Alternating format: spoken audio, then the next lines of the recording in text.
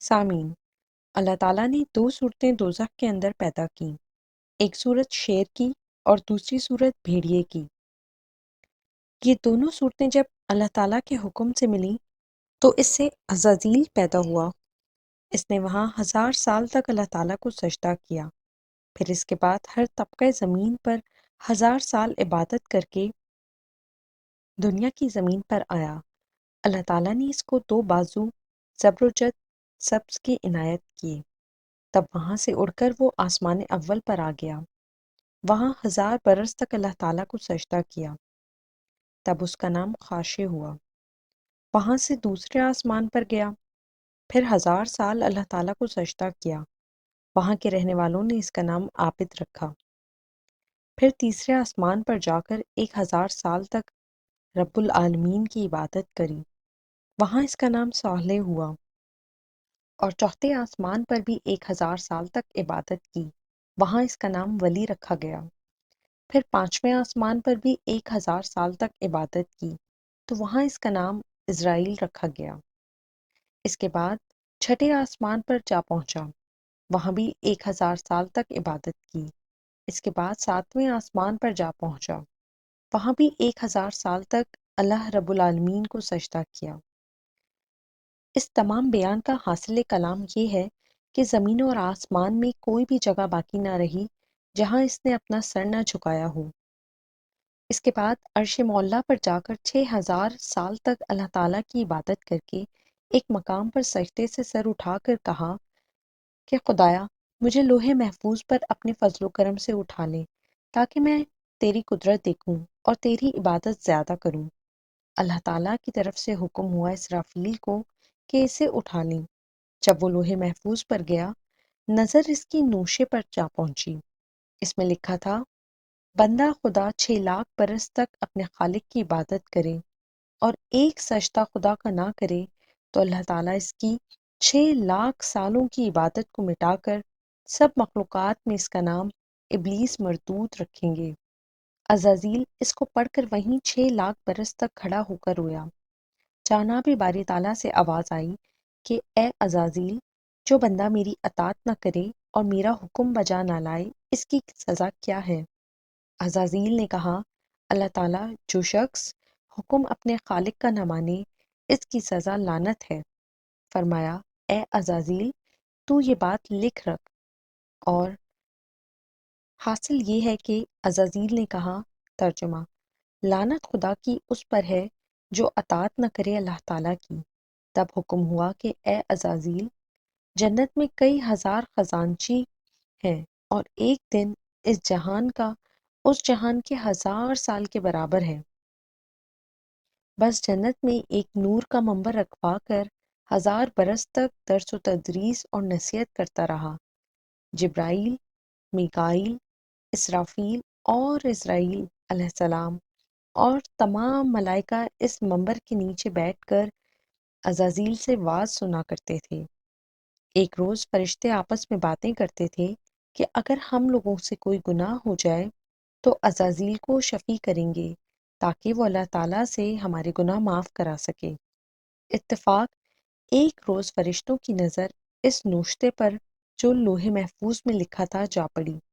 اسے دیکھ کر سب رونے لگے اور کہنے لگے کہ آج تم لوگوں کو کیا ہو گیا ہے جو روتے بھی ہو اور اپنے سر کو بھی پیٹتے ہو؟ عزازیل کے پوچھنے پر ان لوگوں نے کہا کہ لوح محفوظ پر لکھا ہے کہ ہم میں سے ایک شخص معزول و مردود ہوگا۔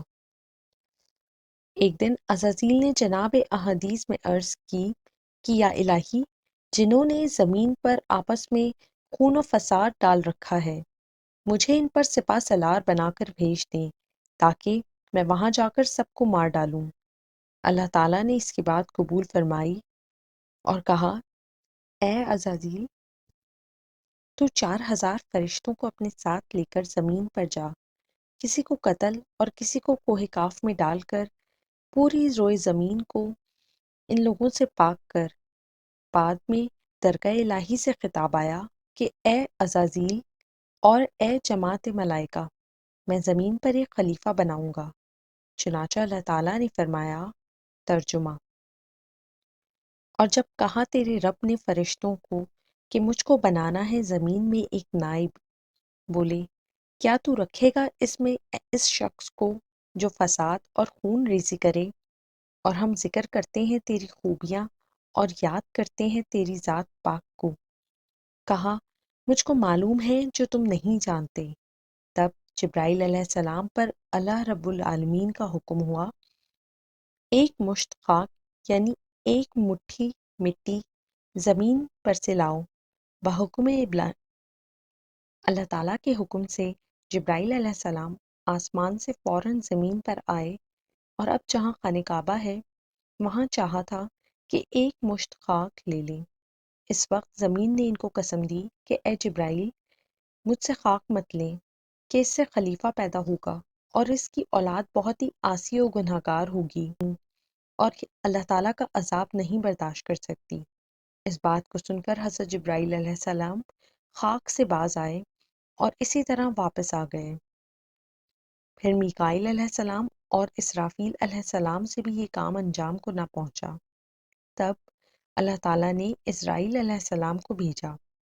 ان کو بھی زمین نے منع کیا، لیکن وہ نہ مانے اور کہا کہ جس کی قسم دیتی ہے میں اسی کے حکم سے آیا ہوں اور میں اللہ تعالیٰ کی نافرمانی نہیں کروں گا، تجھ کو لے ہی جاؤں گا۔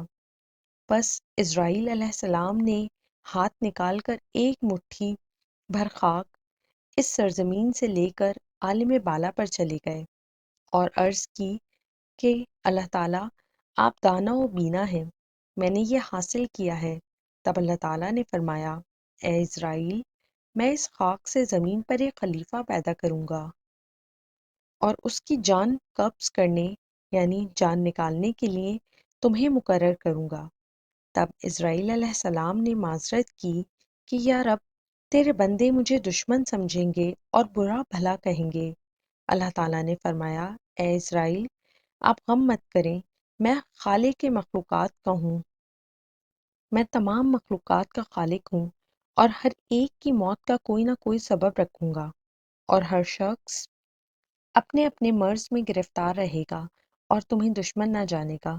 کسی کو درد میں مبتلا کر دوں گا اور کسی کو پانی میں غرق کروں گا۔ اس کے بعد حکم الہی سے فرشتوں نے وہ مشتقاق طائف اور مکہ معظمہ کے درمیان میں رکھ دی۔ بس باران رحمت 2 برس تک برسا، وہ خاک گیلی ہو گئی، اور چوتھے برس میں سلابہ ہوئی، اور 8ویں برس میں آدم کی صورت بنی۔ تو ایک دن ابلیس 70,000 فرشتوں کو اپنے ساتھ لے کر آدم علیہ السلام کے پاس آیا۔ دیکھا تو قالب آدم علیہ السلام کا خاک پر پڑا ہوا تھا۔ اس نے حقارت سے اس کی طرف نظر کی، اور ایک دن فرشتوں نے اسرائیل سے کہا کہ اس خاک سے خلیفہ خدا کا پیدا ہوگا۔ وہ بولا سچ ہے، مگر اللہ تعالیٰ اس صورت کو میرا فرما بردار کر دے گا تو میں اس کو ہلاک کروں گا، اور اگر مجھے اس کا فرما بردار کرے گا تو میں اس کی فرما برداری نہ کروں گا۔ حضرت عبداللہ ابن عباس سے روایت ہے کہ ایک دن ابلیس نے قالب میں حضرت آدم علیہ السلام کی داخل ہو کر ناف تک پہنچا، لیکن گرمی اور آتش کے سبب وہاں سے نکل آیا، اور اس کے سبب حسد و بغض اور دشمنی ان سے زیادہ ہوئی، اور اپنے منہ کا تھوک ان کے قالب میں ڈال کر چلا گیا۔ اللہ تعالیٰ کے حکم سے جبرائیل علیہ السلام نے عابدین ابلیس کا آدم کے قالب سے لے کر کتے کو پیدا کیا۔ اور ایک روایت ہے حضرت عبداللہ بن عباس سے کہ جان پاک حضرت محمد مصطفیٰ صلی اللہ علیہ وآلہ وسلم کی قندیل میں عرش مولا پر تسبیح پڑتی تھی، اور قطرہ عرق مصطفیٰ کا وہاں سے ٹپک کر اس جگہ پر گر پڑا جہاں اب تربت منور خاتم الانبیاء ہے، اور حکم الہی سے حضرت جبرائیل علیہ السلام نے اس خاک پاک کو مشک اور عنبر سے ملا کر معطر کر کے پیشانی آدم علیہ السلام پر مل دیا۔ تب آدم علیہ السلام کا نور اس کے ملنے سے ظاہر ہوا۔ بعد اس کے جب 40 روز گزرے، خلقت روح آدم علیہ السلام کی ہوئی۔ اس وقت اللہ تعالیٰ کی طرف سے فرمان آیا کہ اے جبرائیل، میکائیل، اسرافیل، آدم کی جان اس کے قالب میں پہنچا دو۔ ہر ایک کے ساتھ 70,000 فرشتے جان آدم کی ایک نور کے طبق میں رکھ کر وہاں سے ڈھانک کر آدم علیہ السلام کے سر پر لا کر رکھا۔ پھر وہ طبق پوش ان کی جان سے اٹھایا اور تمام ملائکہ ساتویں آسمان پر سے آ کر دیکھنے لگے کہ جان آدم کی قالب میں کس طرح جاتی ہے، اس کو دیکھیں۔ اور یہ آواز آئی، ترجمہ: اے جان آدم، اس قالب کے اندر جاؤ۔ تب 7 مرتبہ ان کی جان پاک نے اعتراف میں ان کے گشت کیا، لیکن اندر نہ جا سکی، اور عرض کی، یا خالق، میں جسم نورانی رکھتی ہوں اور یہاں قالب اندھیرا ہے، میں کس طرح جاؤں؟ پھر یہ آواز آئی، ترجمہ: اے اے جان آدم، داخل ہو تن میں نفرت سے اور نکل آتن سے نفرت سے۔ اسی وقت جان پاک آدم کی ناک کی راہ سے داخل ہوئی، چاروں دماغ کی طرف گھومنے لگی۔ جب آدم علیہ السلام نے آنکھیں کھولیں، فوراً جان ان کے دماغ سے حلق میں آ رہی اور حلق سے سینے میں اور سینے سے ناف تک پہنچی۔ جب وہ گل گوشت، پوست، ہڈی، رگ اور آنت ہو گئی، اس کے بعد آدم علیہ السلام نے اللہ کی قدرت سے ہاتھ کو زمین پر ٹیک کر اٹھنے کا ارادہ کیا۔ اس وقت فرشتے بول اٹھے کہ یہ بندہ شتاب کار یعنی جلد باز ہوگا۔